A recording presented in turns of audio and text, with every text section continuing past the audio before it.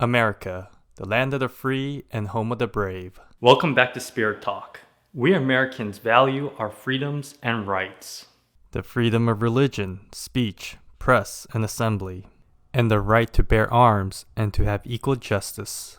These are the very things that make our nation great, and the very reason you and I serve in the Air Force to guard and protect with our lives. As we still face the COVID-19 crisis, we're experiencing restrictions to the everyday freedoms we would normally enjoy, such as traveling, eating in restaurants, holding large gatherings, or buying any amount of items in the stores. We are living in unprecedented times, and these restrictions are unfortunate, but our leaders are making the tough calls every day, trying to balance our freedoms while promoting public health. But here's why these decisions are being made. It boils down to trust versus accountability. Every society is governed explicitly by written laws and authorities, and implicitly by social norms and expectations. We have to obey the laws or follow the rules, or else there's a penalty, punishment, or a sharp rebuke. We also know that we shouldn't just cut a line or say discriminatory remarks against another person.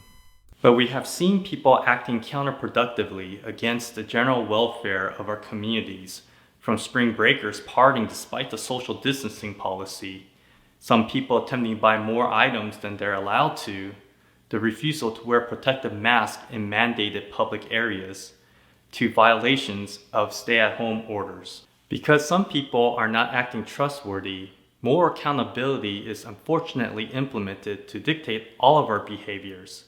And this is not a good reflection of our society.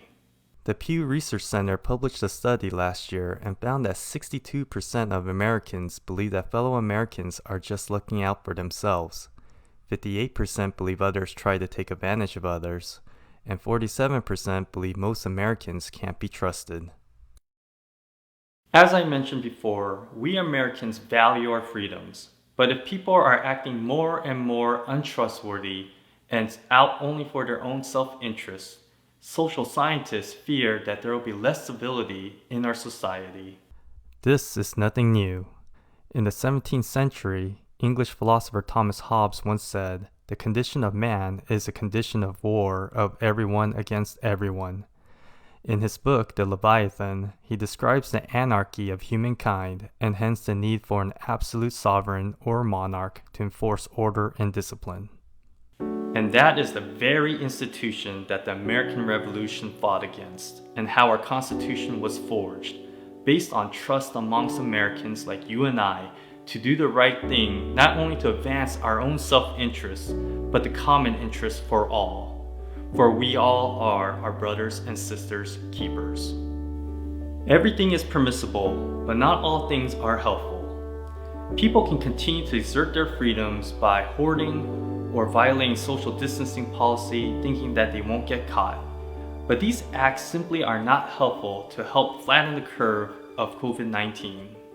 But more importantly, this is an issue regarding the health of our souls. What does it say about us if we need someone or an authority to hold us accountable to do the right thing? If that's the case, we only did the right thing because we were forced to, not because we are good and trustworthy. This is a question about our character and our values, not just the end results of our actions. So ask yourself this: are you trustworthy, or do you need to be held accountable? I'm Chaplain Kim from the 509th Mission Support Group, and this is my Spirit Talk of the Day.